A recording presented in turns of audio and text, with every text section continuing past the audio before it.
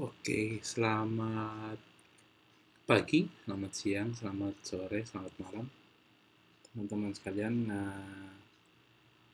Ini adalah video yang kedua dalam rangkaian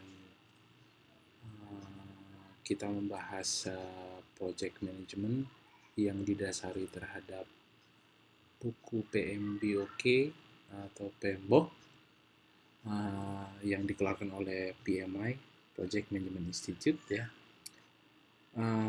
Saya lupa menjelaskan sebelumnya di video sebelumnya kalau bahasa pengantar yang tertulis di slide adalah bahasa Inggris, tapi penjelasannya saya sampaikan ke dalam bahasa Indonesia. Kenapa? Karena untuk mengambil sertifikasi PMP kebetulan tidak ada dalam bahasa Indonesia, adanya hanya dalam bahasa Inggris. Jadi untuk mempermudah bahasa yang tertulis, bahasa di slide kita akan tetap dalam bahasa Inggris, tapi untuk penjelasannya akan saya sampaikan dalam bahasa Indonesia. Oke, ini channel saya, Project Management Indonesia, Project Management Dash Indonesia. Silahkan di subscribe di YouTube, karena saya akan banyak mengupload file-file yang berhubungan dengan project management. Tentu apapun yang saya upload adalah sesuatu yang bisa kita diskusikan ya. Tujuan saya hanya untuk membantu teman-teman yang ingin mengambil sertifikasi atau hanya sekedar ingin memahami bagaimana project management. Itu sebenarnya kalau kita lihat dari sisi standarisasi yang dikeluarkan oleh PMI atau dalam buku PMBOK. Oke, dalam video ini kita akan membahas mengenai siklus hidup dari proyek itu sendiri dan organisasi proyek itu sendiri. Untuk pertama sekali, mari kita membahas mengenai terminologi yang sering digunakan. Yang pertama ada yang namanya istilahnya Enterprise Environmental Factors. Ini adalah merefer ya. Jadi ini segala sesuatu yang berhubungan dengan kondisi yang merupakan sesuatu yang di luar kontrol dari project team. Nanti kita akan bahas siapa sih project team itu sendiri ya. Apa itu stakeholder, nanti kita bahas di slide yang berbeda. Maksudnya di video yang berbeda. Tapi kita lebih membahas kepada faktor kondisi di luar dari project team atau yang tidak bisa dikontrol project team yang bisa menginfluence ya, bisa mempengaruhi, kemudian membatasi atau bisa menjadi satu landasan untuk menjalankan proyeknya. Enterprise environmental factors ini adalah sesuatu yang biasanya sangat berhubungan dengan hukum ya. Jadi kalau kita kaitkan dengan Indonesia, misalnya bagaimana proses procurement terjadi itu adalah bagian dari enterprise environmental factors, karena proses procurement ini khususnya untuk perusahaan-perusahaan yang terafiliasi dengan BUMN ya, anak perusahaannya kah itu ya, atau dengan lembaga-lembaga negara itu ada pembatasannya. Misalnya penunjukan langsung hanya boleh dilakukan jika nilai dari proyek itu adalah 200 juta rupiah atau lebih rendah dari 200 juta rupiah gitu. Jadi hal-hal seperti ini yang harus kita perhatikan, dan enterprise environmental factors ini berbeda lokasi, berbeda area, berbeda negara, berbeda provinsi, biasanya berbeda ya. Kalau kita lihat lagi penjelasan di alinea kedua, enterprise environmental factors are considered inputs to most planning process, may enhance and constrain project management options, and may have a positive or negative influence on the outcome. Jadi, sebelum kita melakukan planning, enterprise environmental factors ini adalah sesuatu yang menjadi input. Ya. Misalnya di negara-negara Arab, Ini yang saya tahu ya, mungkin saya boleh salah, saya boleh benar juga. Ini yang saya dapat informasi. Bahwa di negara-negara Arab, ya, ketika kita melakukan proyek di sana, kita tidak bisa menunjuk seorang wanita untuk menjadi leader dalam satu activity. Ya, jadi kalau misalnya di dalam eksekusi proyek, ya, kita tidak bisa menunjuk seorang project manager untuk melakukan atau merollout project di sana. Ini yang saya dapat informasinya.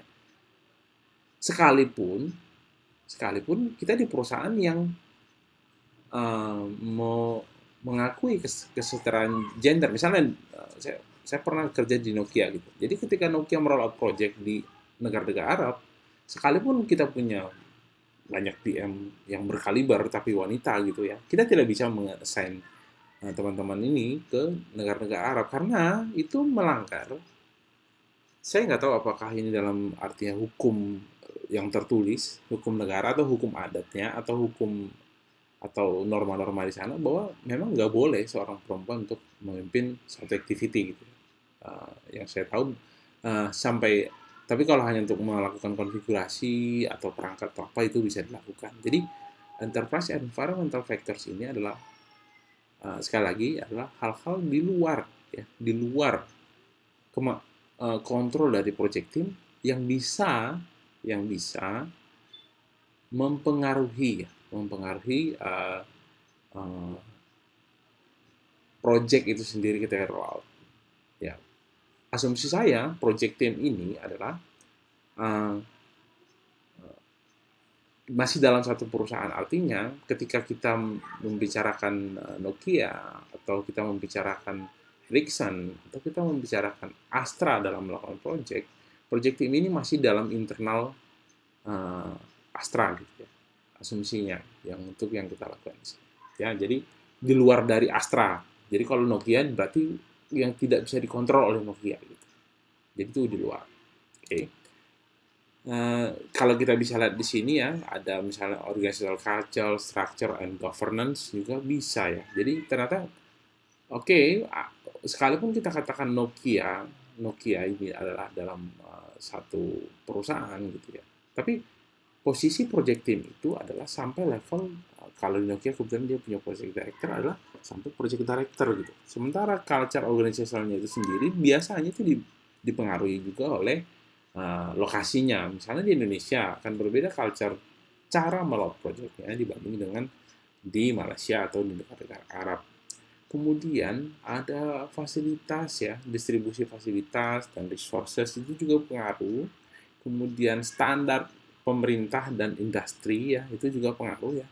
Itu juga infrastructure, existing human resource, kondisi kondisi pasar, stakeholder tolerance, and political things lah ya. Jadi ini adalah faktor-faktor yang kita kategorikan terhadap enterprise environmental factors. Kalau dalam ujian biasanya ini berkaitan dengan hukum dan adat istiadat di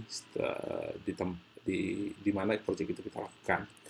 Kalau konsep saya supaya kita mudah mengingat hal ini, kita ada pepatah bilang di mana bumi dipijak, di situ langit dijunjung.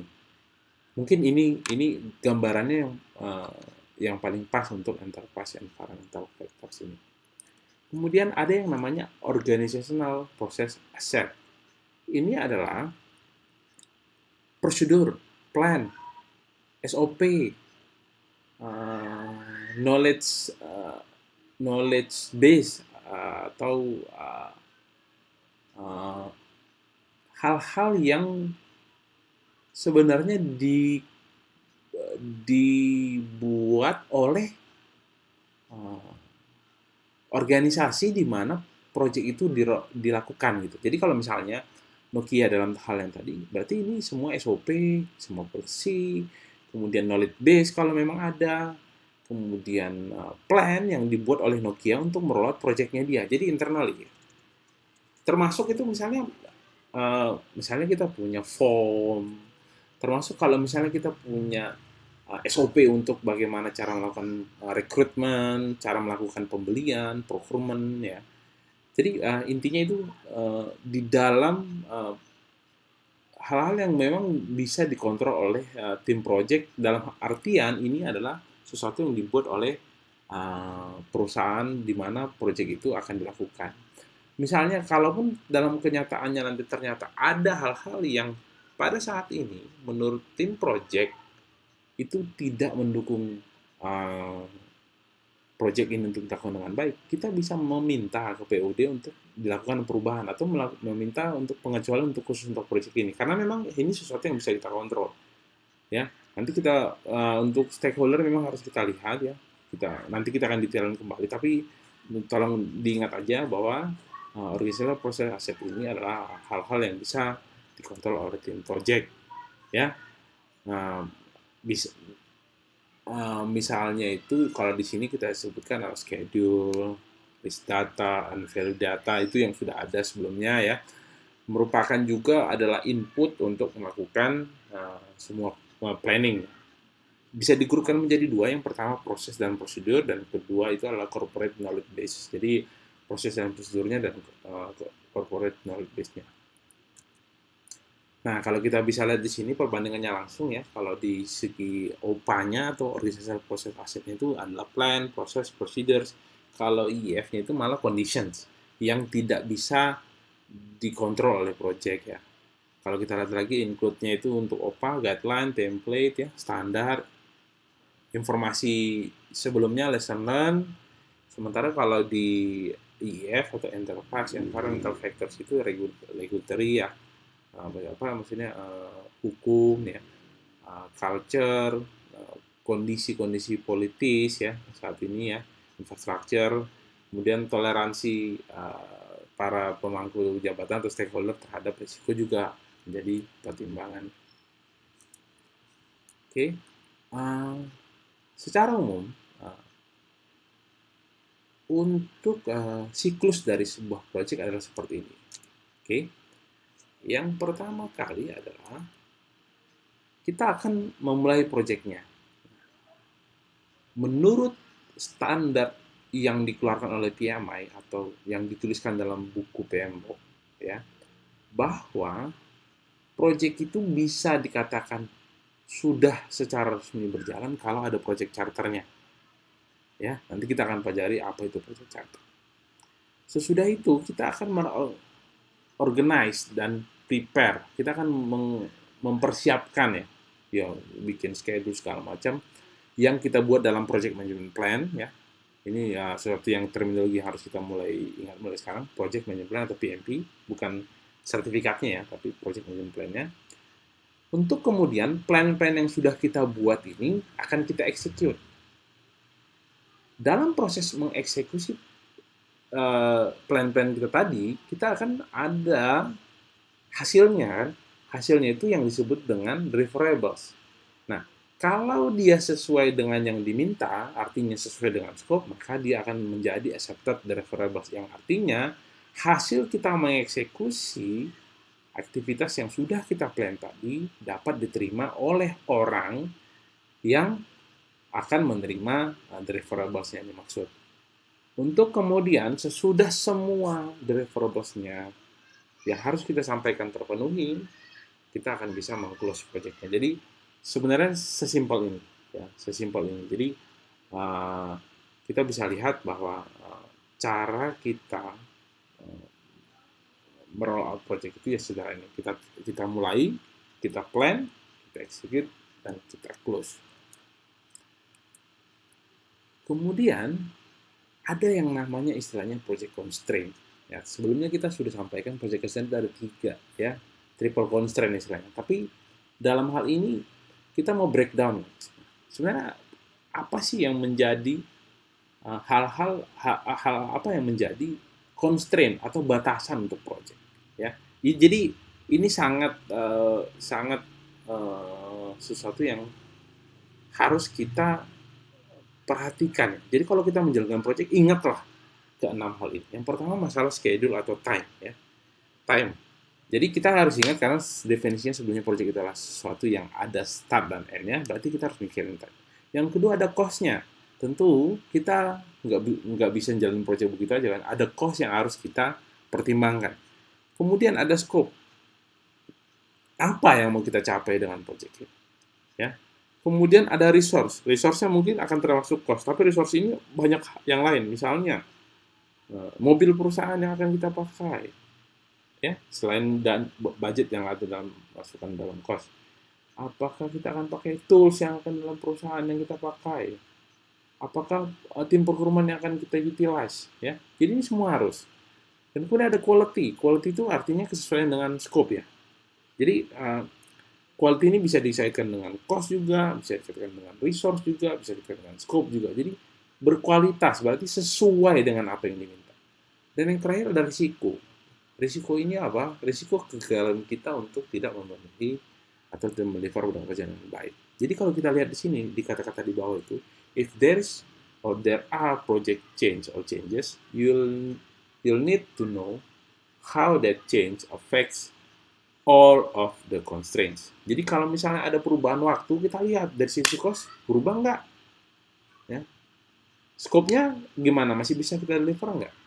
Resource-nya, orangnya, alatnya, mobilnya masih perlu masih sama nggak? Atau harus kita tambah? Quality-nya, ya, apakah dengan waktunya yang diperpanjang itu kita bisa memastikan quality jadi lebih baik dari sebelumnya? Resiko apa yang terjadi? Apakah kita jadi over budget? Apakah uh, bisa kalau misalnya proyeknya dicepetin kualitasnya jadi jelek gitu. Jadi ini harus kita pertimbangkan ya. Jadi project constraint ini harus kita benar-benar lihat. Kalau kalau dari saya, ketika saya diserahin sebuah project ini, hal-hal ini yang akan saya highlight pertama kali.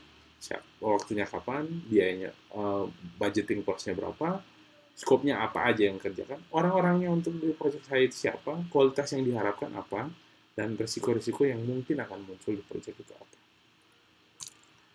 Oke, jika kita bandingkan antara cost dan waktu, kita bisa lihat dari grafis ini bahwa cost yang paling banyak kita keluarkan itu ada di level eksekusi atau carrying out the work ya. Jadi di awal-awal kita belum banyak ya.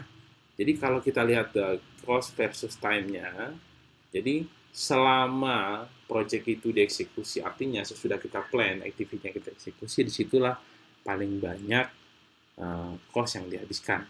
Ya. Jadi kalau kita lihat dari sini, ya, bahwa sebaiknya kalau memang ada yang akan dirubah itu secepatnya, jangan sampai uh, udah dilakukan baru dilakukan perubahan, karena cost-nya pasti udah keluar banyak.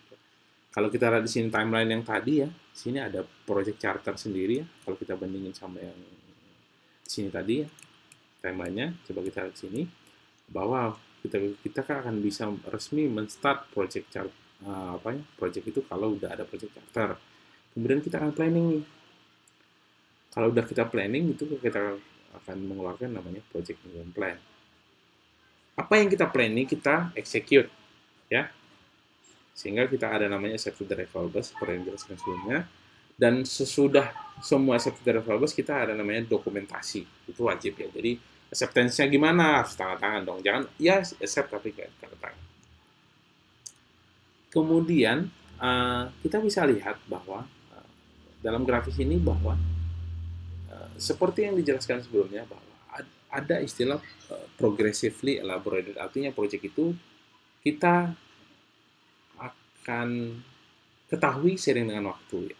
Nah, kalau kita lihat di sini bahwa di awal risiko itu cukup tinggi karena kita belum mengenal projectnya. Oke. Jadi risk and uncertainty-nya tinggi. Seiring dengan waktu itu akan berkurang. Tapi untuk melakukan perubahan, kalau kita melakukan perubahan, cost-nya itu akan lebih kecil kalau kita lakukan seawal mungkin. Nah, ketika kita mendekati akhir, kita lakukan perubahan, maka cost-nya akan cukup besar. Contoh masalah cost ini misalnya seperti ini. Kalau kita bilang, oke, kita mau mendeliver perangkat PC 100 unit ke kota A gitu. Terus tiba-tiba dilakukan perubahan, dibilang, oke, tolong jangan 100, tapi 50 saja. Seandainya sudah sempat kita lakukan pengiriman dan perubahan itu kita lakukan di mendekati akhir, artinya sudah dikirimkan perangkat, berarti kita harus memulangkan 50 unit lagi, ya. Jadi sedapat mungkin perubahan itu dilakukan secepatnya kalau memang signifikan. Ya. Dari sisi risiko, ya seperti yang tadi juga, karena memang kita belum mengetahui proyek itu secara keseluruhan, di awalnya pasti tinggi. Nah, dengan kita memplankan dengan baik, maka kita harapkan ini risiko dan ketidakpastiannya akan semakin rendah. Ada 5 proses grup, ya. 5 proses grup ini yang kita hubungkan kaitannya dengan tadi, ya, melakukan mengeksekusi proyek. Yang pertama, initiate. Initiate itu adalah menginisiasi. Oke, ada proyek gitu. Nah, tadi itu yang akhirnya ditandai dengan adanya adanya project charter. Kemudian dari inisiasi ini kita akan lakukan planning. Oke, apa yang mau kita lakukan? Kita akan planning, kita akan tanya orang, kita melakukan A, B, C, D ini. Terus apa activity-nya? Kita akan lakukan itu. Ya, nanti kita akan bahas masalah ini satu-satu. Kemudian sudah kita planning, kita akan eksekusi dong. Ini kita planning A, tanggal sekian kita lakukan. Dan kalau sudah kita lakukan, dan tadi seperti accepted deliverables, kita akan close. Nah, tapi biasanya, ya, sejauh yang pengalaman saya, tidak ada project yang tidak ada perubahan. Artinya, selama dari proses inisiatif sampai closing, kita harus monitor and control. Ya. Kalau ada perubahan, kita akan secepatnya plan lagi. Kemudian kita akan eksekusi. Ada perubahan lagi, kita plan lagi, kita akan eksekusi. Karena dengan plan itu kita tahu, oh ini ada risiko tambahan. Ya. Jadi, siklus ini akan selalu terjadi, yang planning execution ini selama ada perubahan. Ya. Kemudian ada namanya project phase, ya. Jadi a project is a collection of logically related project activity that culminates in the completion of one and or more deliverables. Jadi fase project ini memang banyak activity, ya. Jadi karakteristiknya apa? The work has a distinct focus that differ from any or other phase. Jadi kadang-kadang ada fase project itu memang kita fase planning, planning. Apa yang di planning? Kita planning. Misalnya kalau kita bangun rumah ini, kita fase planning. Kita gambar segala macam hasilnya apa gitu. Dan itu adalah satu cycle. Ya, jadi fase-fase project ini ada karakteristiknya seperti yang tertulis sini, ya. Kemudian ini ada achieving the primary deliverable or objective of the phase require control and progress unique to the phase or its activity, ya. Jadi ada yang akan dicapai di fase itu, ya. Apa itu harus ada. Jadi itu kalau dia tidak ada berarti nggak ada fasenya. Kemudian the closure of the phase ends with some of transfer of handoff of the work product produced as the phase deliverable. Jadi kalau udah selesai harus ada yang ditransfer. Misalnya kalau kita ngomongin planning, kita fase planning. Berarti apa sih? Nah, berarti ada dokumen planning yang akan dikeluarkan untuk kemudian dokumen planning ini akan diplanningkan lagi untuk dieksekusi. Ya, jadi harus ada proses handover. Oke. Nah, banyak project yang istilahnya multi phase nih. Ya, jadi ada yang dia fase awal sampai selesai, sampai close, deliverables-nya keluar, ini akan menjadi inisiasi lagi, ini namanya sequential, ya. Kemudian ada juga yang overlapping, ya, artinya sebelum fase yang ini selesai, sudah kita bisa mulai lagi fase yang selanjutnya. Ya, jadi kalau misalnya kita bilang, kalau di bangunan, semua desain memang belum selesai, tapi untuk pembangunan pilar dan fondasi kita udah bisa lakukan karena memang walaupun secara desain overall belum selesai, tapi untuk bagian pilar dan fondasi udah kita bisa eksekusi. Ya, jadi nanti dengan ini kita mulai eksekusi, begitu kita jalan nanti ini kita harapkan selesai dan kita akhirnya bisa. Oke. Ini adalah gambaran, ya, menurut buku PMBOK. Apa aja yang harus kita lakukan? Cara bacanya sebenarnya gampang. Dari atas ke bawah, dari paling kiri, dari atas ke bawah, kemudian ketika beralih ke kanan naik lagi. Jadi misalnya kalau di sini, siklus project itu yang dikaitkan dengan 5 proses grup dan 10 caranya adalah di fase inisiasi kita melakukan develop project charter, artinya kita harus initiate keberadaan project dan kemudian kita identifikasi stakeholder-nya. Siapa aja yang akan terlibat di project ini. Sesudah itu, kita akan melakukan namanya develop project management plan. Apa aja plan scope, ya, plan time, plan cost, plan quality, plan human resource, plan communication, plan risk, plan performance, dan plan stakeholder. Di dalamnya ada beberapa detail lagi, plan scope, collect requirement, define scope. Nanti ini kita akan bahas. Sesudah kita semua planning, baru kita eksekusi. Kita direct eksekusinya, kita lihat, kita assure bahwa cara mengeksekusinya bahwa oke, di dalam proses itu kita akan meng-acquire orang juga, kita memanage komunikasinya, kita melakukan procurement, dan kita tetap menjaga engagement dari stakeholder. Nanti kita akan bahas masalah stakeholder. Oke, kemudian dalam proses eksekusi itu kita akan melakukan monitoring, ya banyak monitoring project work, budget scope, contract schedule, cost, semua. Dan sesudah itu selesai semua, kita akan close project. Ada dua nih, close project, artinya kita BAST kalau misalnya teman-teman di vendor, dan terakhir itu adalah close procurement. Jadi kita bisa lihat di sini overallnya. Jenis-jenis organisasi apa aja, ya? Ada 3, functional, project-based, dan matrix. Apa aja itu? Kalau dia yang namanya functional, berarti kita itu melapor ke functional manager, jadi bukan ke PM, ya. Jadi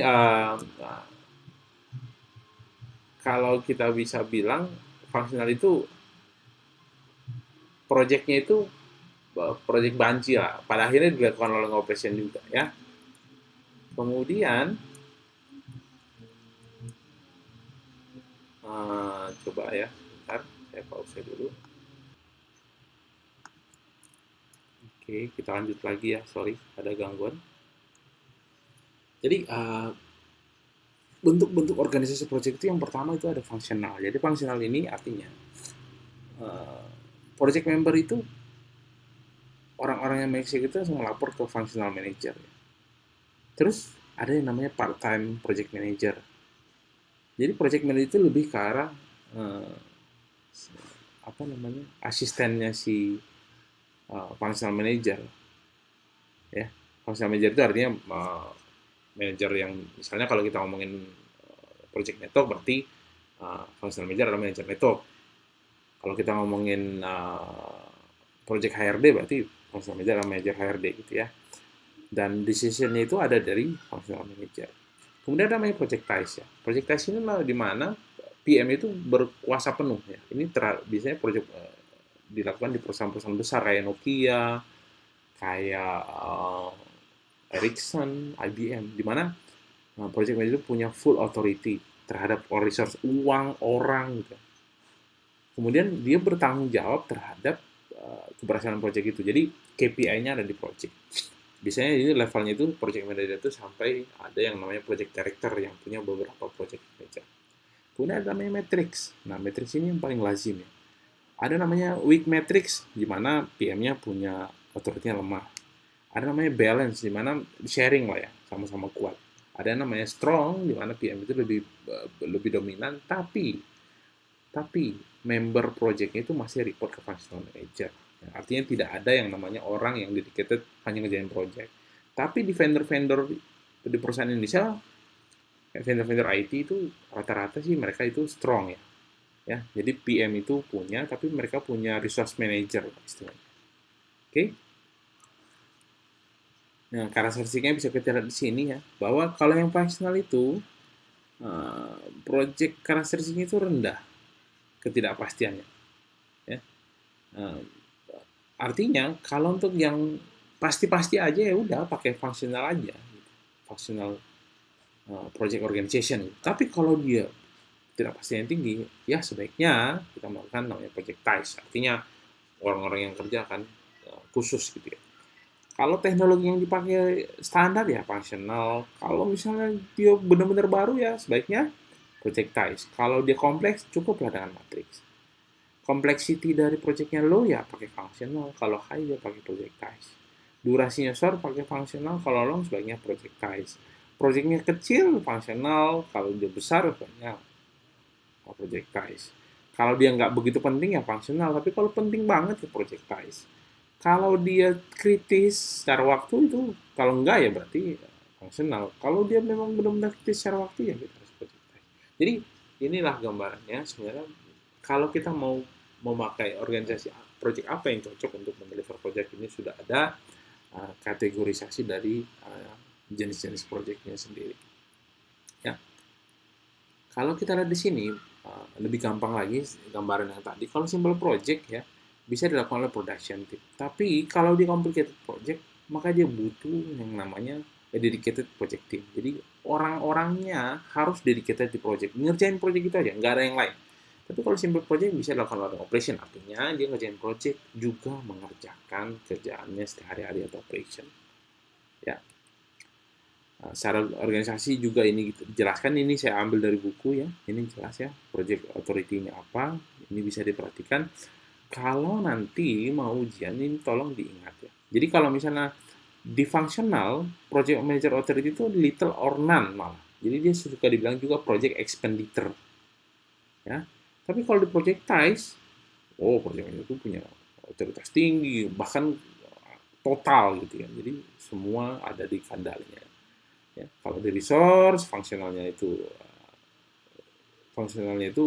berarti PM itu rendah atau tidak ada sama sekali untuk kontrol resource availability. Tapi kalau di project test cukup tinggi. Ya, ini bisa kita lihat di sini bahwa yang memanage budget functional manager, di sini project manager.